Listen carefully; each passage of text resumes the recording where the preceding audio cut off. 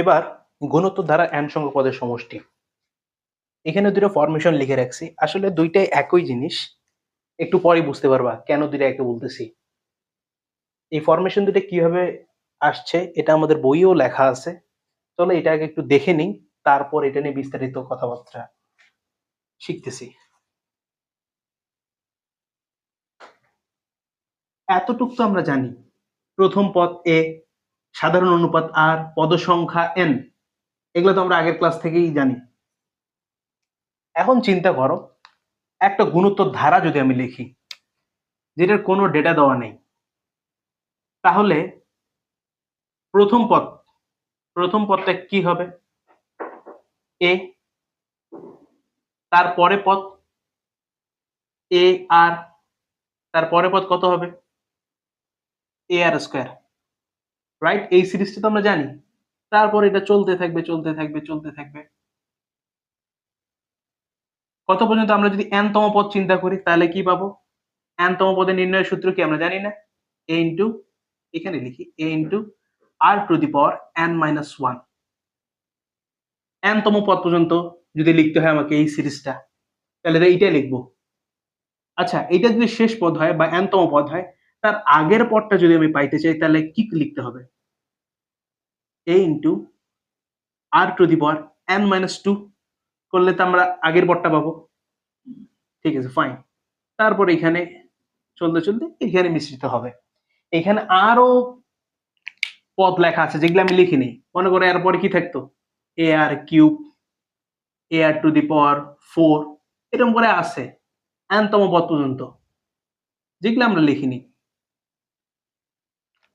এইটাকেই, এই সেম ধারাটাকেই যদি এখন আমি আর দ্বারা গুণ করি, ওই যে কমন রেশিও আর, আর দ্বারা যদি গুণ করি, অর্থাৎ এই এস এন কে গুণ করব আর দ্বারা, তাহলে কি হবে? এইটা সম্পূর্ণ গুণ হয়ে যাবে। তো গুণ হলে এর সাথে আমি যদি গুণ করি তাহলে কি হবে? এ আর, এ ইন্টু আর, তারপর একটা গুণ করলে কি হবে?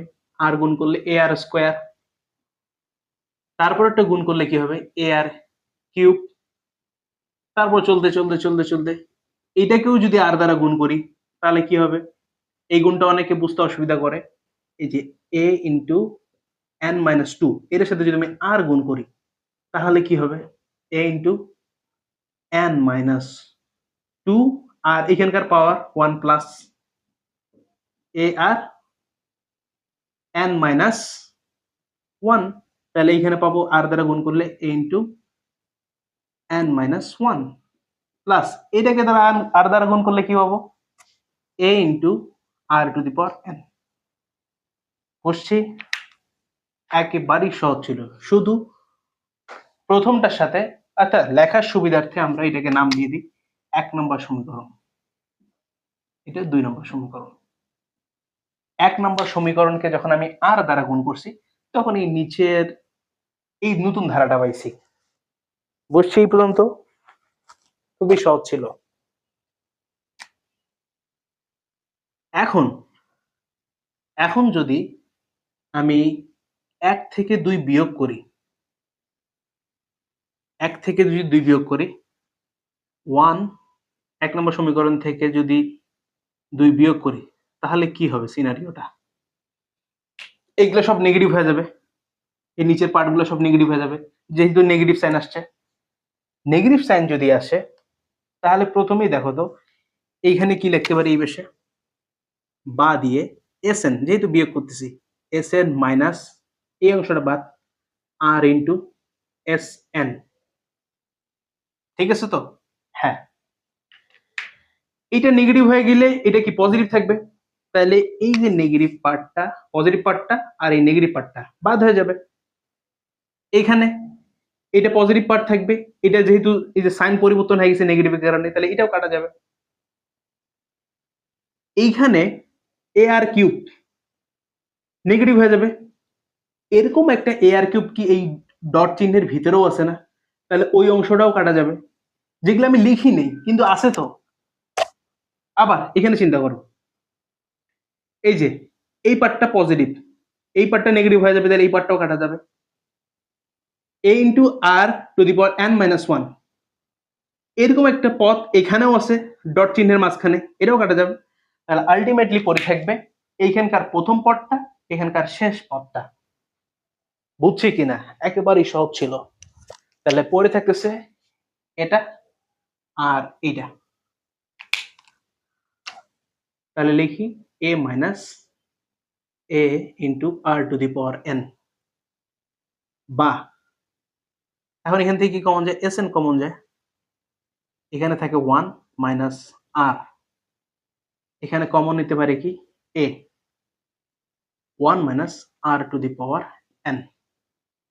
এখন অতএব এস এন সমান সমান কি লেখা যায়? a into one minus r to the power n divided by one minus r. এইটাই ছিল আমাদের কাঙ্ক্ষিত ফর্মুলা, যেটা কিছুক্ষণ আগে লেখা ছিল। এটা গেল একটা পার্ট। এইখানে কি হয়, যখন যখন আর লেস দেন ওয়ান, এই অংশটা কি শর্তটা বুঝাচ্ছি একটু পরে। আবার দ্বিতীয়তে আমি যদি দুই নম্বর সমীকরণ থেকে এই সমীকরণটা থেকে এই সমীকরণটা বাদ দিতাম, তাহলে কি আসতো? 2 থেকে 1 যদি বাদ দেই তাহলে কি আসতো? তখন আসতো হচ্ছে ঠিক এই জিনিসটা উল্টা। ট্রাই করে দেখতে পারো। এসএন আমি বিস্তারিতটা আর লিখলাম না, মাইনাস এসএন, এই পার্টটাও হয়ে যেত মাইনাস এ। তখন কি কমন নিতাম? তখন কমন নিতাম হচ্ছে এসএন, এই দিকে পড়ে থাকে তখন আর মাইনাস ওয়ান, এই পাশটা পড়ে থাকে কি এ কমন নিলে আর টু দি পাওয়ার সমান, অতএব এসএন সমান সমান a into r to the power one minus r নিচে আর মাইনাস ওয়ান। এইখানে হচ্ছে যখন আর বড় ওয়ান, তাহলে এইটা হচ্ছে দ্বিতীয় ফরমেশনটা, যেগুলো প্রথম শুরুতেই আমি লিখে রাখছিলাম। বসছে? তাহলে তাহলে কমন রেশিও যখন আমরা সমষ্টি নির্ণয় করব, কমন রেশিওতে আর এর মানটা যদি একের চেয়ে ছোট হয় তখন এই সমীকরণটা ইউজ করব, একের থেকে ছোট। আর যখন একের থেকে বড় হবে তখন এই সমীকরণটা ইউজ করব। এটা মনে রাখার জন্য একটা ছোট জিনিস আমরা মনে রাখতে পারি, সেটা হচ্ছে ওয়ান কি এখানে বড় না? যে বড় থাকে সে লিডিং পাওয়ারে থাকে, অর্থাৎ সে লিড দিবে। তাহলে এই সমীকরণটা লিডিং পাওয়ারে কে আছে? ওয়ান। তাহলে স্টার্টিং পয়েন্ট হবে ওয়ান থেকে, পেছনের দিকে আর ওয়ান মাইনাস আর। তাহলে যে বড় সে লিডিং পাওয়ারে থাকবে, এই যে ওয়ান লিডিং পাওয়ারে আছে। এইখানে এইখানে হচ্ছে আর বড়, তাহলে আর এখানে লিডিং এ থাকবে, লিডিং পাওয়ারে প্রথমের দিকে। তাই এটা, তাহলে এই দুটা সমীকরণ মেমোরি করে নিতে হবে। তাহলে চলো এইটা দিয়ে আমরা কিছু ম্যাথ সলভ করি, যাহাতে এই সমীকরণগুলো আর ভুল না হয় এবং মাথার মধ্যে খুব ভালো করে এই সমীকরণগুলো সেট হয়। আমরা কিছু ম্যাথ সলভ করি। একটা জিনিস ভুল করা যাবে না, সেটা হচ্ছে যে ধারা দেখে আগে নির্ণয় করতে হবে যে সমান্তর না গুণোত্তর, তারপর আমরা ম্যাথমেটিক্যাল প্রসেসে যাব। যদিও এগুলা যেগুলো আমরা করতেছি এখন সেগুলো সবই গুণোত্তর, বা তারপর এই জিনিসটা নিজের মধ্যে প্র্যাকটিস করো যে আমি আগে ধারা দেখে নির্ণয় করবো যে সমান্তর না গুণোত্তর। সমষ্টি তো ওইখানেও আছে এইখানেও আছে, আমাকে ধারাটা বলে দিবে আমি কোন সমষ্টিটা নির্ণয় করব। প্রথমে দেখো ধারাটার প্রথম 14টি পদের সমষ্টি নির্ণয় করো। কি আছে? এক নম্বরে সংক্ষেপে লিখতেছি সবগুলা, তোমরা বিস্তারিত লিখবে যে প্রথম পদ সমান সমান এ সমান সমান 3 এবং সাধারণ অনুপাত আর সমান সমান কি শিখছিলাম 9 ডিভাইড বাই 3 ভাগ করলে কত হয় 3 n এই যে 14টি পদে সমষ্টি নির্ণয় করতে বলছে অর্থাৎ n সমান সমান 40 আর এর মানটা কি একের থেকে বড় না আর এর মান কি বড় এখানে হচ্ছে আর এর মানটা বড় একের থেকে তাহলে আর লিডিং পাওয়ারে থাকবে তাহলে ফরমেশনটা কি শিখছি যখন আর বড় হবে আর সামনে আসবে a into r to the power n minus 1 divide by r minus 1 এখন শুধু মানগুলা বসাই এর মান কত দেওয়া আছে 3 ইনটু আর এর মান হচ্ছে 3 টু দি পাওয়ার 14 মাইনাস 1 আর এর মান 3 মাইনাস 1 জাস্ট ক্যালকুলেটরের মানগুলা বসাও অ্যান্সার চলে আসবে এটা ডাইরেক্ট আমরা ক্যালকুলেটরে করি 3 টু দি পাওয়ার 14 মাইনাস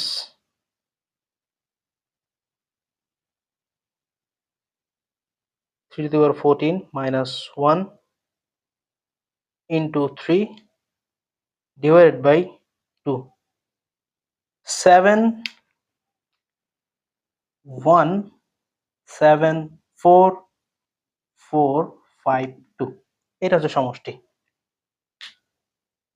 তাহলে সহজ ছিল এই ম্যাথটা যে প্রথম 14টি পদের সমষ্টি নির্ণয় করতে বলছে পরের ম্যাথটা আরো সহজ সবাই পারবে a সমান সমান কত 2 r সমান সমান কত -4 ডিভাইডেড বাই 2 তাহলে দেখো 2 প্রতি ক্ষেত্রেই -2 এটাকে যদি আমি -2 দ্বারা গুণ করি তাহলে পজিটিভ 8 হয়ে যায় এটাকে -2 দ্বারা গুণ করলে -16 হয়ে যায় তাহলে এটা হচ্ছে গুণোত্তর ধারা এখন কি বলছে এই যে 60টি পদ n = 7 তাহলে এটা কি একের চেয়ে বড় না ছোট ছোট -2 তাহলে এবার এক সামনে চলে আসবে 1 minus r to the power n 1 minus r just formation গুলা দেখানোর জন্য এই সহজ ম্যাথ দুটো দেখালাম sn এর মান কত 2 ইনটু 1 মাইনাস আর এর উপর পাওয়ার কত আর নেগেটিভ 2 এর উপর পাওয়ার হচ্ছে 7 সেকেন্ড ব্র্যাকেট দিলাম এবং হচ্ছে 1 মাইনাস এখানে তো পাওয়ার ছিল না এরকম ভুল করা যাবে না 1 মাইনাস আর হচ্ছে কি -2 এখন এই ক্যালকুলেশনটা করলে যেটা উত্তর হবে সেটাই জাস্ট ক্যালকুলেটরে বসায় দাও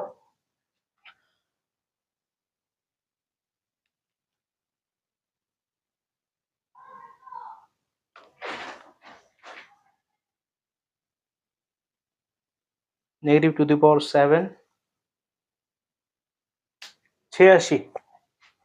86 তাহলে এইখানে সবচেয়ে লক্ষণীয় যে বিষয়টা হচ্ছে সেটা হচ্ছে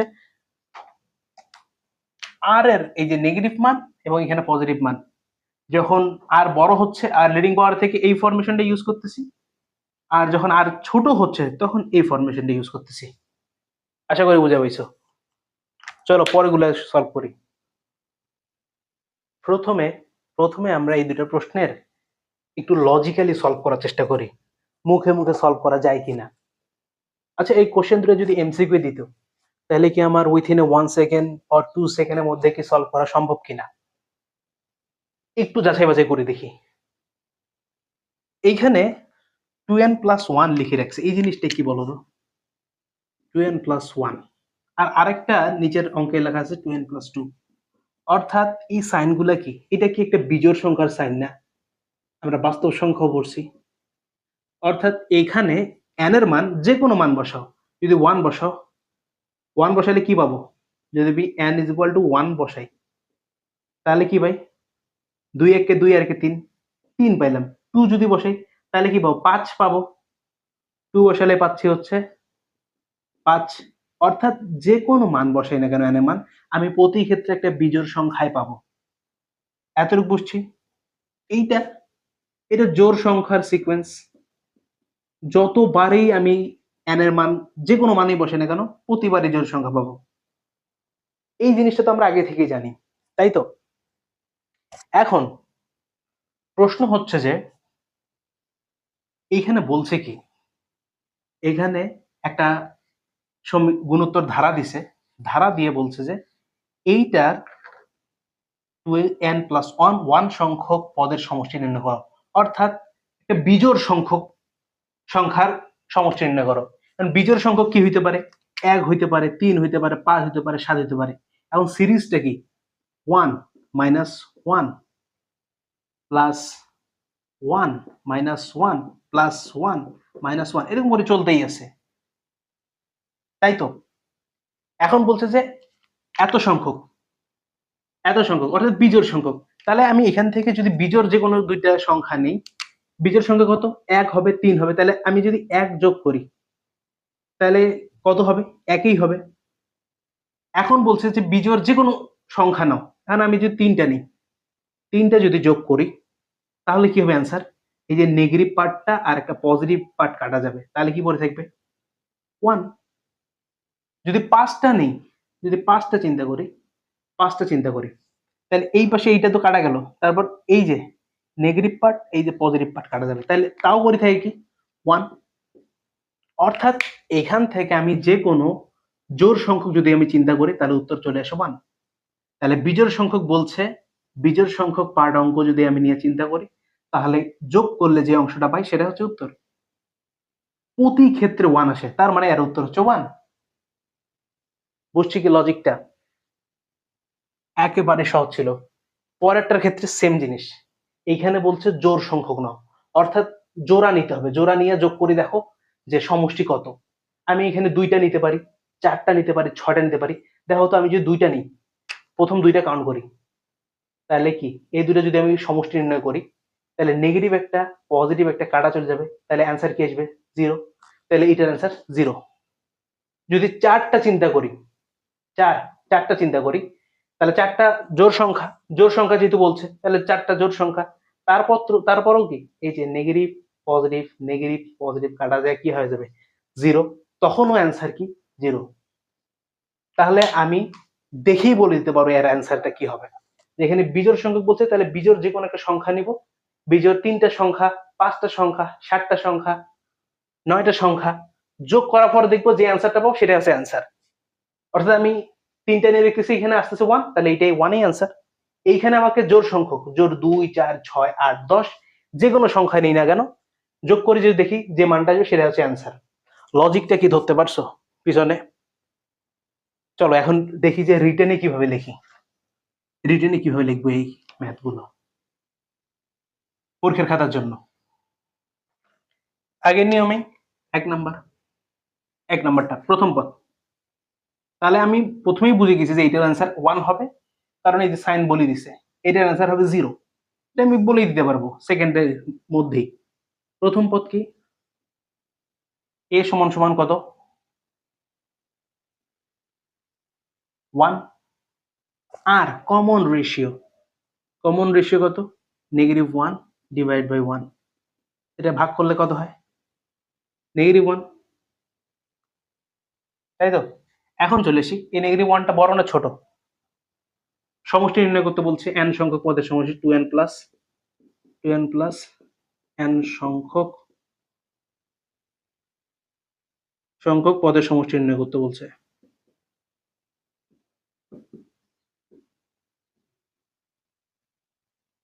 সমষ্টি Sn সমান সমান এটা কি? একের থেকে ছোট, তাই কি আসবে?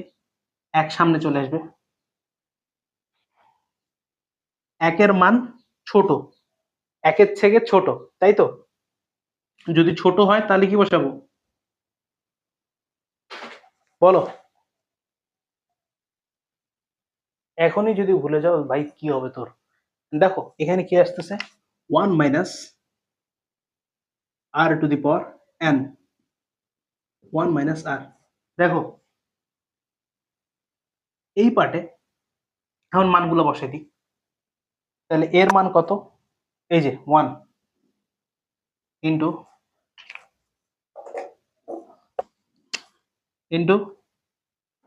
1 মাইনাস আর এর মান কত? -1। -1 এর উপর পাওয়ার কত?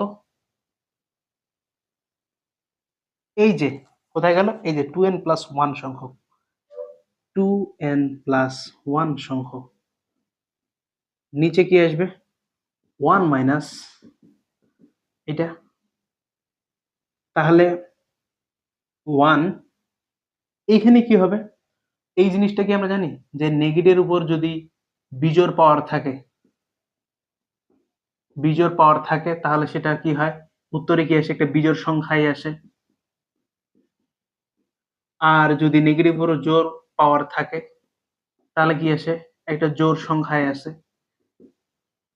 তাই তো? তাহলে এইটা হচ্ছে বিজোড় পার্ট। তাহলে এটা যদি 1 এর উপর আসে তাহলে কি আসবে? একটা বিজোড় সংখ্যা আসবে, অর্থাৎ -1 এ আসবে। 1 মাইনাস, তাহলে এইখানে মাইনাস মাইনাসে থাকলো, তাহলে মাইনাসে মাইনাসে কি আসবে? প্লাস। বুঝছে? সহজ ছিল। এখন কি আছে এখানে? 1 1, ঠিক আছে।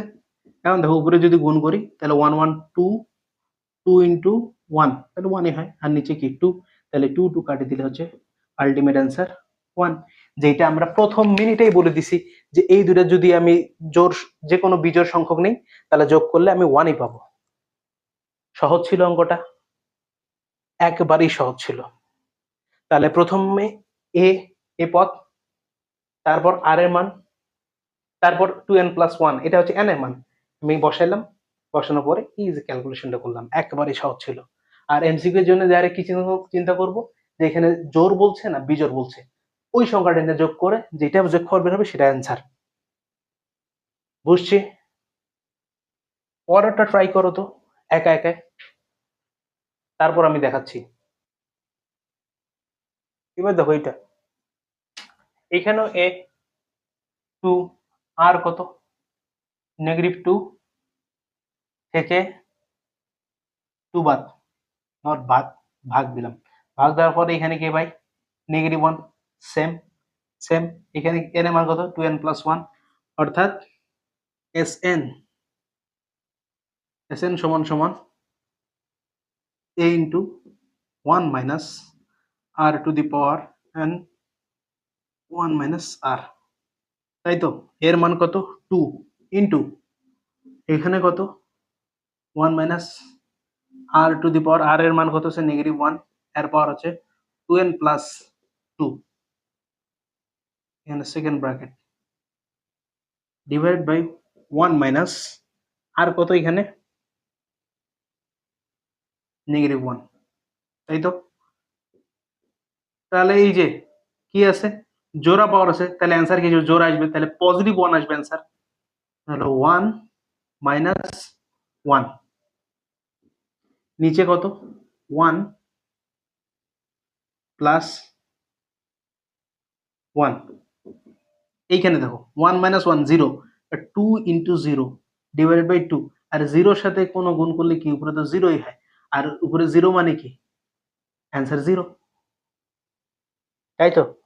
উপরে 0 হয়ে গেলে কি অ্যান্সার 0 হয়। আর আরেকটা কি হচ্ছে, মনে করো 2 কে 0 দিয়ে ভাগ করে দিই, তাহলে সেটা হচ্ছে কি? অসংজ্ঞায়িত। এই জিনিসগুলো আমরা আগেই পড়ছি। তাহলে এটা আমরা উত্তর প্রথমেই বলে দিছি যে যদি আমাকে বলা যে জোড় সংখ্যক, তাই আমি যে জোড় সংখ্যক যে কোনো সংখ্যা যোগ করব, দেখবো যে যেটা ফলাফল আসবে সেটা হচ্ছে অ্যান্সার। এটা আমরা প্রথমে দেখছি যে যদি আমি জোড় সংখ্যা নিই তাহলে 0 আসে, এখানেও আমরা রিটেন ভাবে করে দেখলাম, এখানেও 0। বুঝছি? উত্তরগুলো মিলাই দেখো তোমরা। এইখানে অনেকগুলো ম্যাথ আছে যেগুলো টাইপ 5 এর সাথেও রিলেটেড, বুঝছি? যেগুলা হচ্ছে ধারা বিভিন্ন সমষ্টি, ধারা যে বিভিন্ন সূত্র আছে ওই টাইপের মধ্যে পড়ে। 13.2 এর এই লগের একটা ম্যাথ, দুইটা ম্যাথ দেওয়া আছে। প্রথমটা আমরা স্বাভাবিকভাবে সলভ করতে পারবো, দ্বিতীয়টার জন্য আমাদের টাইপ 5 এ পড়তে হবে। এখন দেখো এটা কি ধারা, যদি এরকম করে থাকতো 2 প্লাস 4 প্লাস 8, তাহলে কি হইতো? প্রতি ক্ষেত্রে 4/2 2 আসতেছে, 8/4 2 আসতেছে, তাহলে আমি বলে দিতাম যে এটা একটা গুণোত্তর ধারা। তখন আমি 10টা পদের সমষ্টি নির্ণয় করে দিতাম, শেষ, ম্যাথ শেষ হয়ে যেত। কিন্তু তার সাথে তো একটা লগ বসাই দিছে, তাহলে এখানে বিশেষ কিছু করতে হবে। তো আমরা এগুলা ম্যাথ সূচক ও লগারিদম চ্যাপ্টারে পড়ছি। এটা ভাঙাইতে কি লাগে, এটাকে একটু ভেঙে দেখব। লগ 2 কে লিখলাম, এইটাকে এইভাবে লেখা যায় না, 2 স্কোয়ার, তারপর কি লগ 2 কিউব প্লাস চলতেছে ডট ডট, এগুলো শিখছি না আমরা লগারিদমে। এখন দেখো সূচকের নিয়ম অনুসারে পাওয়ার গুলো সামনে চলে আসবে, লগ 2, এই 2টা সামনে চলে আসলো, লগ 2 প্লাস এই 3টা সামনে চলে আসলো, লগ 2 চলতে আছে। তাহলে দেখো তো প্রতি ক্ষেত্রে বাড়ছে কয়টা করে, এখান থেকে ডিস্টেন্সটা কত, এখানে একটা লগ ছিল, এখানে এসে 2টা লগ হয়েছে, এখানে 3টা লগ হয়েছে, তাহলে লগ লগ করে বাড়তেছে, লগ 2 করে প্রতি ক্ষেত্রে বাড়তেছে, তাহলে এক এক করে বাড়তেছে, তাহলে এটা গুণোত্তর ধারা না সমান্তর ধারা? এটা তো সমান্তর ধারা হয়ে গেছে। সমান্তর ধারায় এখন আমরা সমষ্টি নির্ণয় করি কিভাবে, মনে আছে? তাহলে এখানে কি কি ডেটা দেওয়া আছে? প্রথম পদ এ, এ সমান সমান কি, লগ 2, এটা সম্পূর্ণটা লিখে নিয়ে যে প্রথম পদ এ সমান সমান লগ 2, তাহলে এখানে আর নিয়ে আসবো না, distance, not not distance, difference, common ডিফারেন্সটা কত এখানে, লগ 2, লগ 2 করে বাড়তেছে বৃদ্ধি। তারপর কি n তম, n এখানে কত দেওয়া আছে, এই যে 10টি পদের সমষ্টি, n is equal to n, আমি সমষ্টি কি জানি সমান্তর ধারার ক্ষেত্রে, Sn 2 2 না n divided by 2 into 2a plus n minus 1 into d, মনে আছে তো? এটা n এর মান কত, 10/2 a, 2 into এর মান কত হচ্ছে log 2, তাই ঠিক আছে। এখন n এর মান কি 10, 10 থেকে এক যদি বাদ দিই তাহলে পাবো কি 9, আর d এর মান কত log 2,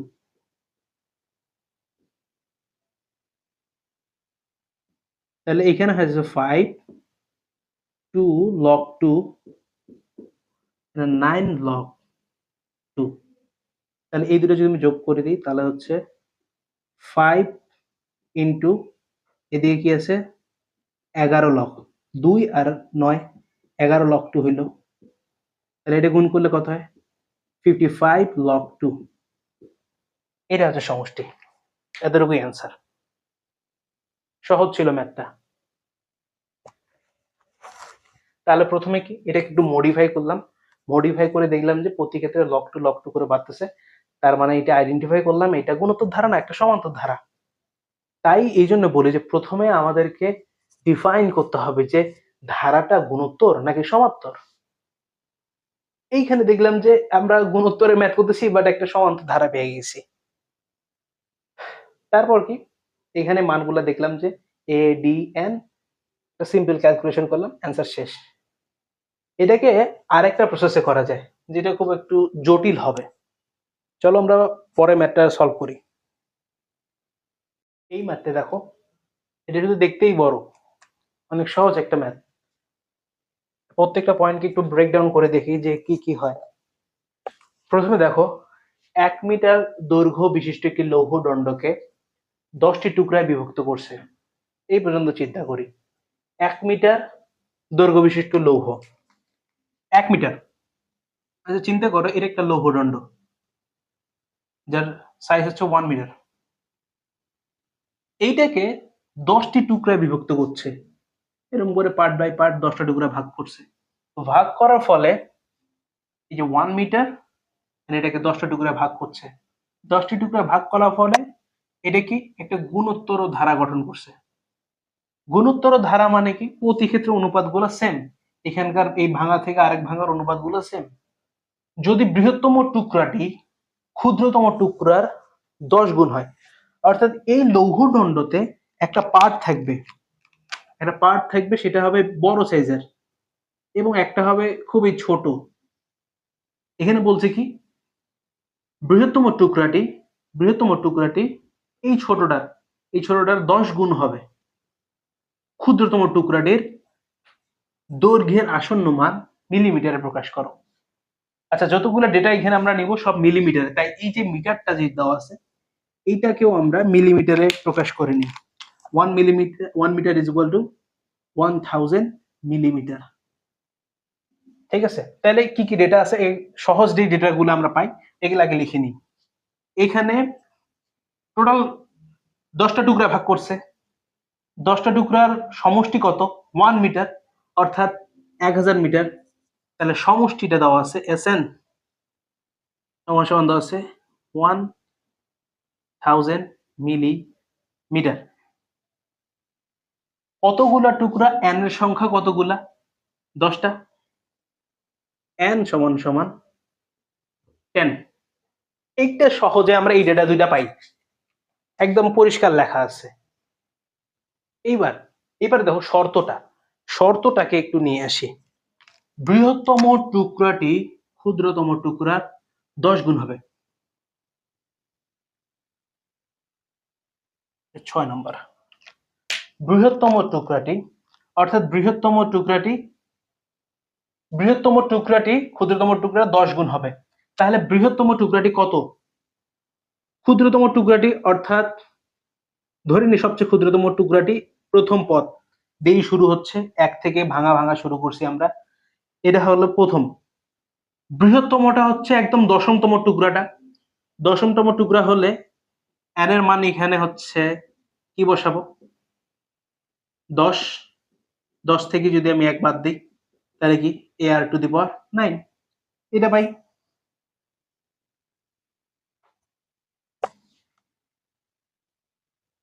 তাহলে এখান থেকে লিখলাম যে বৃহত্তম পদটি ar⁴ 9, এইটা হবে ক্ষুদ্রতম পদ কোনটা, প্রথম পদটা, এইটার 10 গুণ বসছে। ক্ষুদ্রতম পাদ হচ্ছে a এবং বৃহত্তম পাদ ar⁴ 9, এইটার 10 গুণ হবে বৃহত্তম পাদটা, যেটা এই শর্তে বলে দেওয়া আছে। এখন এটাকে একটু সিম্পলিফাই করার চেষ্টা করি। উভয় পক্ষ থেকে এ কাটে দেওয়া যায়, তাহলে কি পাবো বলতো, এটা শর্ত মতে এই অংশটুকু পাই। ওকে, তাহলে এখান থেকে কি লেখা যায়, 10 সমান সমান r⁴ 9। এখন r এর মানটা কি লেখা যায়, 10√9 লেখা যায়, বা এটাকে এইভাবে লেখা যায় 10 1/9। বুঝছি, তাহলে আর এর মান আমরা পেয়ে গেছি। এখন এর মান লাগবে, এর মানটাই হচ্ছে এই যে ক্ষুদ্রতম পার্টটা।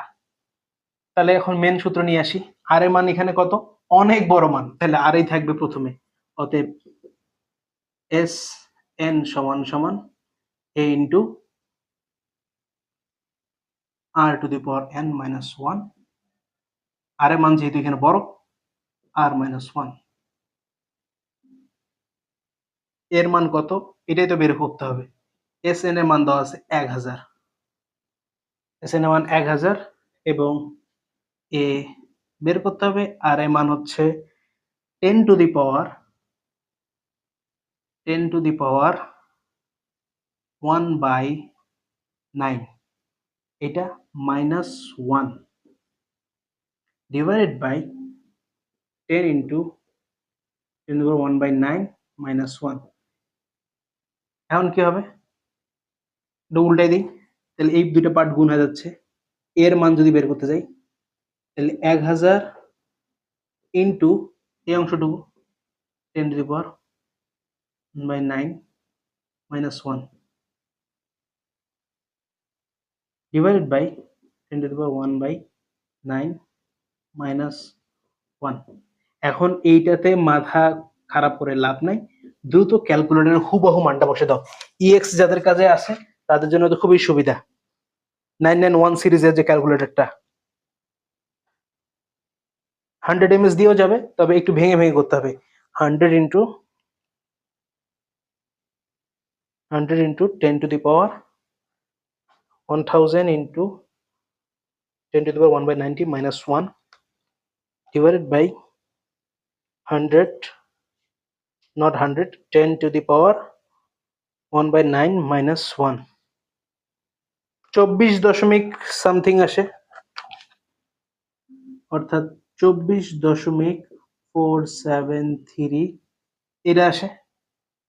তাহলে আমরা দুই ঘর বলতে এক ঘর বলতে নিই, অতএব এ সমান সমান 24.44 মিলিমিটার, অর্থাৎ ক্ষুদ্রতম টুকরাটির দৈর্ঘ্য আসন্ন মান এই যে এটা।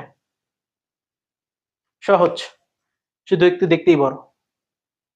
তাহলে প্রথমে কি বলছে, 1 মিটার দৈর্ঘ্য বিশিষ্ট একটি লৌহদণ্ডকে 10টা টুকরায় ভাগ করছে 10 টাইমস। দেন একটা গুণোত্তর ধারা গঠন করছে, একটা শর্ত বলে দিছে যে প্রথমটার 10 গুণ হবে সবচেয়ে বৃহত্তমটা, এখান থেকে আর এর মানটা পাইছি, আর এই দুটো ডেটা প্রথমেই দেওয়া ছিল।